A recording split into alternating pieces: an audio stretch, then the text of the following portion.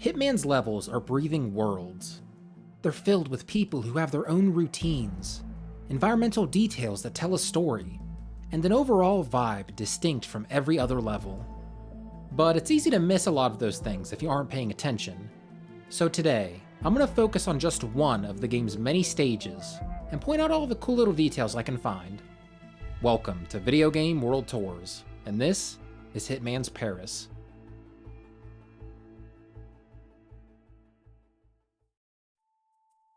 Your goal in this mission is to eliminate the hosts of a prestigious fashion show, Viktor Novikov and Dalia Margolis. They're owners of the world's leading fashion brand, Sanguine, but they're also owners of an underground spy network who've had their fingers in some pretty nasty pies. Currently, they're hosting a secret auction where they're selling off the identity of British undercover agents to the highest bidder. I love that as a premise for a level. On the ground floor, you have the publicly accessible area, a conglomeration of everyone who's important in the fashion industry. The second floor is dedicated to supporting the event logistically. And the third floor, who knows what goes on up there. But let's not get ahead of ourselves. For now, let's appreciate the publicly facing part of the show.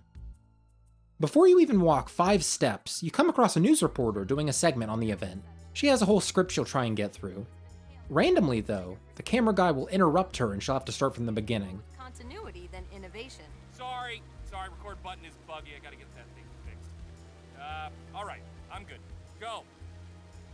Enough of this. Cecile, I'm standing outside. Also, you can ruin one of her takes yourself. Both her and the camera guy will get mildly annoyed at you. You mind staying out of my shot? Jeez, you believe that guy? I hate these snobs. Whatever, let's just take it from the top. Right. Okay. Ready? And go. What the hell is wrong with you? Go away! Come on, don't encourage this asshole. Lindsay, let's just go for a break. You can force them to take a break if you continue to stand there. Hitman is a surprisingly funny game. Think about if you saw this in real life. Some bald guy walks into the shot of a news reporter doing a segment, says nothing, barely moves, and just waits for the other people to leave. There's a lot of wacky situations you can get yourself into. I'll try to point them out when I can. One more thing to look at before we head inside. I wanted to take a peek at the parking lots and see what kind of cars people would drive to a high-end fashion show. Huh. I'm no car guy, but these don't seem like something wealthy people would want to be seen in. Oh, this is probably the parking lot for the staff, considering all the bigger trucks here. Easter egg alert! Easter egg alert! See this logo?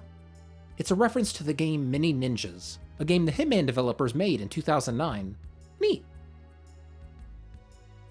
Towards the other parking lot, you see some guy making a big fuss about wanting to park his special prototype car himself. Guess we found where the bigwig parking is. There are some nicer cars here, definitely more limos, but I don't know if I buy this as a bunch of wealthy people's cars. On the map, this area is labeled as VIP parking, but look at this! Look at how dirty this car is! Are you telling me a very important person drove this here? Hey honey, just before you head to the fashion show, can we go mudding real quick? I found a VIP list for the Iago auction in the parking lot. I went into free cam mode and was surprised to see that the text is actually legible. Most of the time in games when you zoom in close to some writing, it's just a bunch of scribbles. But you can actually see the names of the people attending the auction here. I'll definitely have to keep an eye out for some written text going forward. Okay, time to finally enter the building. As soon as you walk through the doors, Victor does his iconic strut down the stairs. This whole room is framed in a way where you can't help but notice him, especially with the spotlight. You know, there's something I didn't really think about until I started writing this script. This building is a museum. I guess I probably realized that at some point, but I never really internalized this location as a fashion show that takes place in a museum. I don't know where fashion shows usually take place, but this is probably one of the better locations to pick from. Every texture in this room exudes culture. And you know all of this was crazy expensive. How much do you think this vase is worth? Guests aren't allowed to really roam the premises, so you can only access a couple rooms without getting called out. All you have is a couple side rooms, the bar and terrace, as well as the runway. There's a peculiar NPC in the bar, an enforcer to be exact. Enforcers are special NPCs that can see through Agent 47's disguises. Think of it like a boss not recognizing your face because he knows all the people who work under him, and he didn't hire any handsome bald men recently. But here, this guy sees through your default suit. Enforcers don't normally exist for Agent 47's base suit. In fact, I don't think there's a single enforcer in the game that has the ability to detect Agent 47 undisguised. What a weird little guy. Alright, enough of exploring where we're allowed to be. Let's get snooping. Part of the challenge in Hitman is finding the right outfit that gives you access to certain places. So while you, a mere guest, might not be allowed to go backstage and walk the back rooms, a stylist can. Remember at the beginning of the video when I was talking about how Hitman levels are living worlds? In a lot of ways they are, but they're still video game levels. And I think it's so funny that this guy, this one particular guy, he is doomed to forever stand here and talk on the phone. Even after his conversation ends, he still stands there and moves around like he's having a jovial talk with his best pal. And he's totally isolated from the world here. You're free to take him out however you want. Doing that is a pretty good idea. The stylist outfit can get you mostly everywhere on the first floor. I said it's funny, but it's also kinda sad. He's just an outfit dispenser that lets you look like a stylist. There could have been one of those little outfit packets in his place, and the game wouldn't change in the slightest. Oh, I'm sorry. What's this? I literally just noticed this stylist outfit sitting on the table here, like 8 steps away from the outfit dispenser himself. That seems like such a weird design decision. What was the reasoning behind that? Which was placed first, the outfit dispenser or the misshapen egg? We're in a museum, and we haven't spent enough time looking at the museum-y parts of it. This room back here is one of the few rooms left untouched by the fashion show. It's a nice room, but there's not much of importance back here. Though, I guess that's the point of video game world tours, right? I don't think I've ever been in this room, and I'll probably never come back. Let's have a moment to appreciate the museum's displays.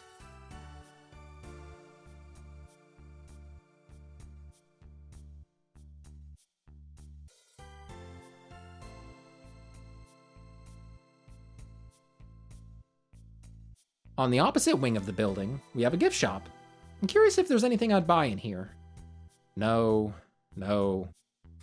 Maybe I'd get a book. Definitely not one of these awful mugs. Some more, but hey, that's not right. Hope they fix this so the level is playable. Oh man, I'm kinda thirsty. Am I craving a Full Metal Orange, Fresh Bubbles, or a Dr. Pop? Tell me what you would get in the comments. That's about it for floor 1 of the building. There's one area I want to show you outside before we head to the second floor. This little river access area. Another spot on the map I forgot that existed. How often have you been down here? Be honest. Did you even know it existed? I thought so. Alright, it's finally time to head to the second floor of the Wrong!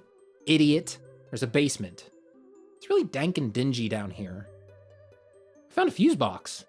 What I wouldn't give for the developers to allow me to flip all these switches and be a nefarious little goober.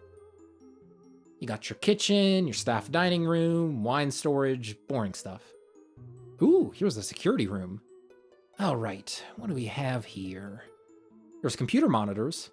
I love taking a close look at these in games. Huh. There was some thought put into these screens, I'll give them a pass. Here's a fire escape plan for the building. How cool is that? It says there's fire extinguishers here and here. Wait, I wonder if they actually... Oh.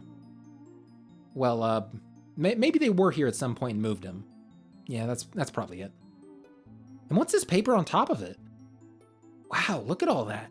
It's not just scribbles, it's actually legible. Kinda. I tried reading it, but it's blurry enough to where some words are hard to make out. If you want to transcribe this in the comments, be my guest. I was just about to move on from the basement when I noticed this keyboard. It's obviously not in the traditional English layout, but it wasn't completely gibberish. So I thought it might have been a Danish keyboard, considering IO Interactive is based in Denmark. But no, it's not. Turns out, this is a German keyboard. No idea how a German keyboard ended up in this Paris level in a game made by people from Denmark? But then again, who am I to try and make sense of this? All I know is hamburgers and bald eagles.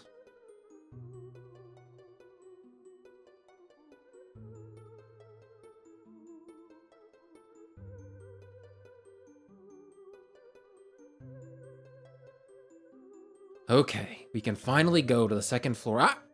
Wait a second. We have one more place to... Oh, wait, no, I'm sorry. There's nowhere else. To the second floor we go! I'll be taking that. Thank you. I don't know why I hyped it up so much. There's nothing too crazy up here. Something that did blow my mind, though, was when I was looking at the runway from above. Then I glanced at the ceiling and realized that this area is actually outdoors. They just put a temporary roof over it for the fashion show. That genuinely surprised me. I always thought this was a large indoor room. I wonder how many people thought that as well. I like the library. There's not a lot of foot traffic in here and there's a lot of empty space. And look at all this book. There's a lot of places on this floor I don't usually go. Like in here, or the dining room. I guess the only thing of interest in this room is a lone security guard so you can take his outfit easily. There's a storage room with its handful of priceless artifacts. Right off of that is the museum director's office. This is a nice, cozy little workspace. Heading over to the other wing of the building, there's some living quarters. Do museums normally have these? Maybe they do, I don't know. One of the NPCs attending the auction starts the mission hanging out in here. But I doubt he's the one actually residing in this room. I don't think he needs this much makeup. Maybe this is Dahlia's room for the event? A lot of gifts in here. Ooh, what's in the bag? Oh. She has multiple pairs of the same shoes? Is that a rich person thing? Alright, we'll wrap it up here on the second floor. Anything else? Here's the guy handling the music playing in the bar. What do you make of this operating system? It's kinda Windows Vista-esque. I don't think his audio panel is working. He should get that fixed. In the same room is this? What's this about? Did someone's kid make this? Or is it a $1 million art piece? Huh.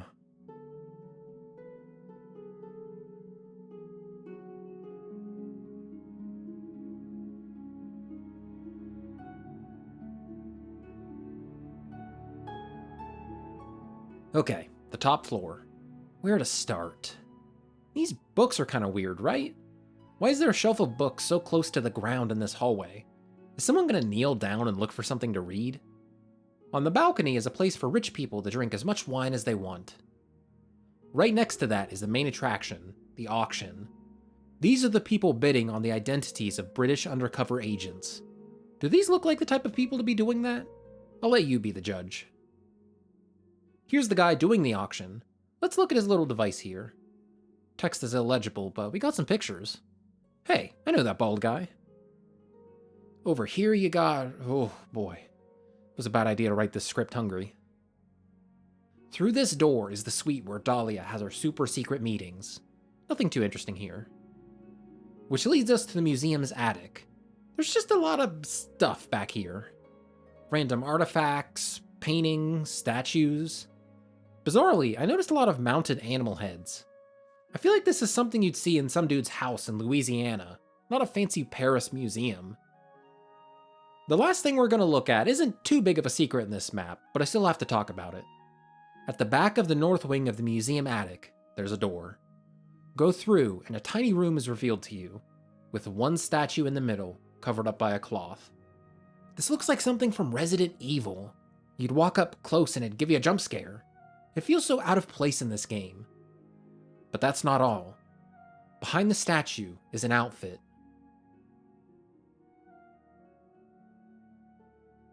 What's the story behind this? Why is this back here? Why is it called the Vampire Magician outfit? What even is a vampire magician? You won't find answers to any of those questions. And I think that's hilarious. There's just a random nonsensical Halloween costume in this highbrow French museum. That's great. And that's Paris.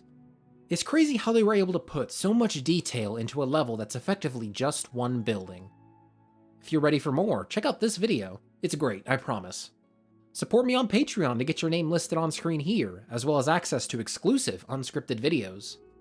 Thanks for watching and see you next time.